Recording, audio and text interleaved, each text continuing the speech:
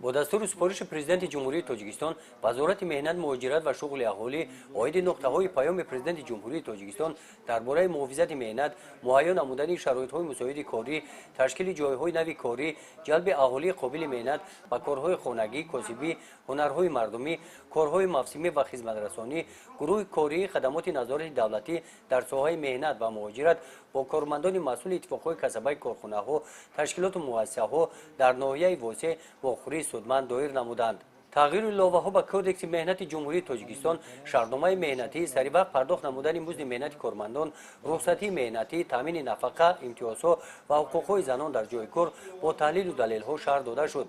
طور اطلاع داده شد در ناحیه واسع توسط تطبیق چاره‌بینی‌های برنامه مساعدت و شغل اهالی در 9 ماه سال روان 740 نفر شهروندان به جای کار تامین گردیدند.